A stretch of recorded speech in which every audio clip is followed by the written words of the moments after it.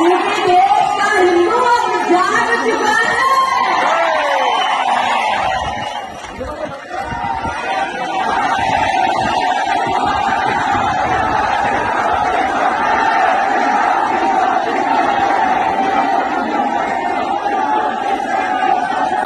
खुद गुजरात से आई हूँ, हजारों किलोमीटर दूर की यात्रा करके यहाँ पे आई हूँ क्योंकि कुछ दिन पहले श्रद्धा को आफताब ने मारा। श्रद्धा खाली महाराष्ट्र की बेटी नहीं है, पूरे भारत की बेटी है, पूरे हिंदू समाज की बेटी है। तो ऐसे आयोजन इसलिए कर रहे हैं क्योंकि देश में इस्लामिक आक्रामकता बढ़ गई है और लव जिहाद इसका एक स्वरूप है। और जिस तरह से हमारी बेटियों को अब्दुल जो है अजय बनकर फंसा रहा है, या अब्दुल है या आफताब है, आइडेंटिटी छिपाकर या आइडेंटिटी बताकर हमारी हिंदू बच्चियों को बहलाकर फुसलाकर उठाकर ले जा रहा है। धर्मांतरण हो रहा है, हिंदू की बेटी के 35 टुकड़े हो रहे हैं, सूटकेस में मिल रही है, फ्रिज में मिल रही है, दुबई बेच दी जाती है, वैश्यावृत्ति करवा रहे हैं उनसे। तो ये सारी जो समस्या है, इसके लिए हिंदू समाज का जागरूक होना बहुत ज़रूरी है। हिंदू समाज जागरूक होगा, इन विषयों को एड्रेस करेगा, क्योंकि कोई बेटी जो है वो उस परिवार की नहीं गई है, पूरे समाज की बेटी। और जब मैं समाज की बात करती हूँ तो मैं हिंदू समाज की बात करती हूँ। तो बेटियों को पढ़ाना, बेटी बचाना एक बात है, लेकिन बेटियों को सशक्त बनाना भी आपकी और हमारी जिम्मेदारी है, पूरे समाज की जिम्मेदारी है। जो श्रद्धा के साथ हुआ वो अन्य किसी बेटी के साथ ना हो, इसलिए हिंदू समाज का जागरूक होना बहुत ज़रूरी है, बच्चियों में जागरूकता लाना बहुत ज़रूरी है। इसीलिए सकल हिंदू समाज ने मिलकर आज ये भव्य आयोजन किया है। और क्योंकि मैं अन्य सभी संगठनों के साथ मिलकर लव जिहाद पर कार्य कर रही हूँ और सभी संगठनों ने बहुत संघर्ष करा है, लव जिहाद में हर रोज़ इतने केस आ रहे हैं, हर रोज़ हिंदू बच्चियाँ मारी जा रही है, तो ये एक अवेयरनेस कैंपेन पूरे भारत में चलना चाहिए। और हमारी मांग है कि लव जिहाद पर आज हम महाराष्ट्र में है तो महाराष्ट्र सरकार और भारत सरकार कानून लाए, धर्मांतरण पर कानून आना चाहिए, क्योंकि अपने ही देश में हिंदुओं को मारा जा रहा है, काटा जा रहा है। उमेश काले अमरावती का मार दिया, सर तन से जुदा कर दिया उसका। हमारे गुजरात के किशन भरवाड़ का सर तन से जुदा कर दिया। नुपुर शर्मा के सर तन से जुदा के नारे लगे, उस बच्ची को भी मार देंगे। तो ये जो इस्लामिक आक्रामकता का भयानक स्वरूप हमें जो दिखाई दे रहा है, ये बहुत घातक है। इसलिए समस्त हिंदू समाज को जागरूक होना बहुत ज़रूरी है और सरकार को कड़े से कड़े कदम उठाना ज़रूरी है, ताकि दोबारा कोई आफताब किसी श्रद्धा के 35 टुकड़े ना करे। तब भी 8 साल के बाद भी ये प्रश्न कायम है, तो इसका उत्तर कैसे राजनीति से क्या दिया जा सकता है? देखिए, मैंने अपने भाषण में भी कहा था कि कोई भी पार्टी, कोई भी पक्ष, कोई भी नेता, कोई भी नारा, कोई भी नीति, कोई भी महापुरुष, कोई भी अवतार देश को परिवर्तित नहीं कर सकता।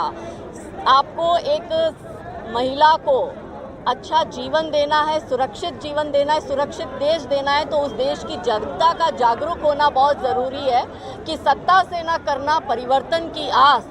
जागरूक जनता के केंद्रों से होगा अमर समाज। और जब हम भारत को परम वैभव तक ले जाने की बात करते हैं, भारत को विश्व गुरु बनाने की बात करते हैं, तो वहाँ महिलाओं का सशक्त होना भी उतना ही ज़रूरी है। इसलिए महिला सम्मान और सुरक्षा की जब बात आए तो ज़ीरो टॉलरेंस होना चाहिए। नेता अपना काम करेंगे। अटल बिहारी वाजपेयी जी ने एक बात कही थी कि नेता तो आएंगे और जाएंगे, पार्टियां भी आएगी और जाएगी, मगर ये राष्ट्र रहना चाहिए। और ये राष्ट्र हिंदू राष्ट्र है, हिंदुओं से ही ये राष्ट्र है, इसलिए हिंदुओं का जागरूक होना बहुत ज़रूरी है। महंगाई लगता है क्या ये सब जागा है तभी तो ये क्या पैसे से भीड़ आई है? कोई, हम तो ना कोई नेता है ना कोई अभिनेता है, फिर भी इतने हजारों की संख्या में आज हिंदू यहाँ एकत्रित क्यों हुए? हिंदू इसलिए एकत्रित हुआ है क्योंकि हिंदू जाग चुका है, हिंदू जागरूक है और हिंदू गंभीरता से लव जिहाद के मुद्दे को ले रहा है। हिंदू को अपने बहन बेटी की चिंता है, इसलिए आज आपने देखा ना कितनी हजारों की संख्या में भीड़ है।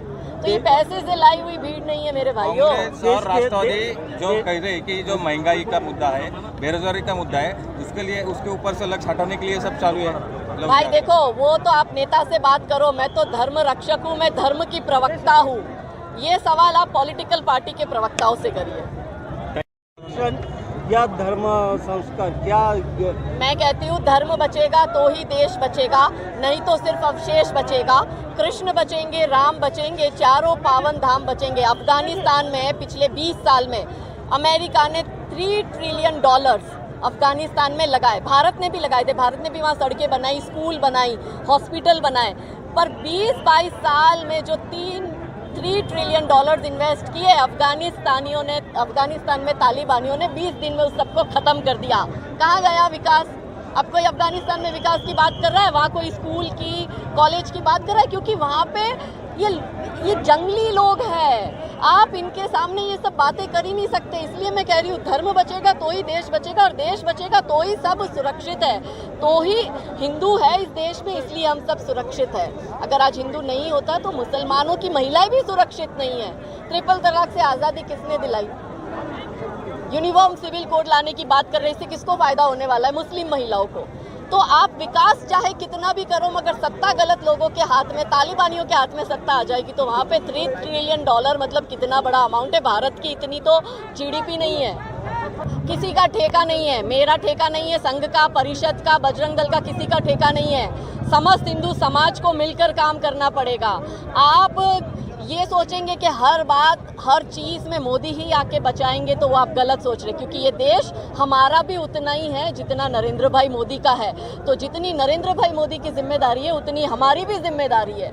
तो सभी समाज को जागरूक होकर लव जिहाद पर मिलकर काम करेंगे तो ही इस इस्लामिक आक्रामकता से आप छूट पाएंगे। ये मुगल काल चल रहा है और सबको मिलकर लड़ना होगा, जगना होगा, अवेयरनेस लानी होगी और बेटियों को बचाना होगा।